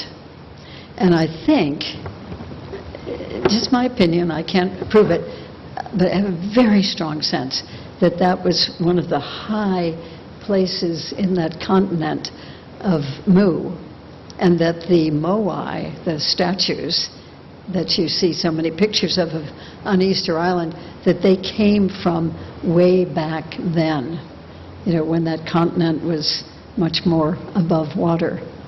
But I think, yeah, I think that was an extremely high civilization, highly developed. If you know anything about that, let me know. Well, thank you so much. Okay. Hi, Rodney. Yes, well, do you have any past life or multiple past life regressions where at first they started out their life as one of those reptilian or lizard people or insect people of Atlantis, and then a little bit later on they went to being somebody, some soldier in Imperial Rome and stuff, you know, like under Trajan, Hadrian, and the Antony's the 2nd century Rome, and then back to being an ET again, and then back to something of Earth a little bit later, like maybe Mayan, Pueblo, Indian, Byzantine time, you know, sort of go back and forth between, and then maybe on the moon go back and forth between Earth and space and stuff. Multiple regression? All of the same above. life. Oh, no, so far, I can always change in perspective, as any of us can, as we learn more. But I think all of the above is possible for one soul to be all those different types that you've mentioned and more, you know, in a number of different lifetimes. Now, there are theories about the simultaneity of time, and that means that what I've been talking about as a limited, linear progression, as we tend to think of time as being linear, past, present, future, that maybe we're in error about that. Maybe some of the theories might be more accurate, that it's like we're kind of like an orange, and each one of these segments is a different lifetime or different time period, and yet it's all happening now. Okay, well, what about that sort of a real rough period, or that meat grinder period, like either reptilian alien or an Earth person, from that rough period going from about 1890 to 1955, going through both of those world wars and the Great Depression, you know, that real rough period of the first half of the 20th century. Any regressions there? Have there been regressions done to? Well, I mean, of any lifespan, alien or human, you know, and their reactions to so many big wars in quick succession. World War I, World War II, Korea, like from 1890 to 1955. Roughly, President Eisenhower's lifespan going from 1890 to about up to through Vietnam and stuff, 1890, 1970. Eisenhower's lifespan. The lifespan of the president when I was born, 57, but that, all right. Well, that's the question I'm asking. Okay. After all that, Rodney, thank you. I'm not quite sure what the question was, but yes, a person, if living long enough, if a person lived long enough, the person could live through several different wars. I mean, a lot of people today have, you know, lived through several different ones in what we consider one lifetime. But all of us, you know, could have been in the Roman times, could have been in any time period that's happened before us, and will presumably go on into the future. Yeah. But probably in a different lifetime. And then we may go to different planets, because we may have come from different planets. Well, I think that's exciting. Thank you. Okay. Okay, Barbara, we're going to wrap it up. It's a little late, and we really thank you so much for coming and giving a great presentation. You're welcome. Thank you. If you guys have any other questions for Barbara, please feel free. Don't forget, for those of you who have joined us, we have UPARS membership cards there for you. And we'll see you next month. Thank you.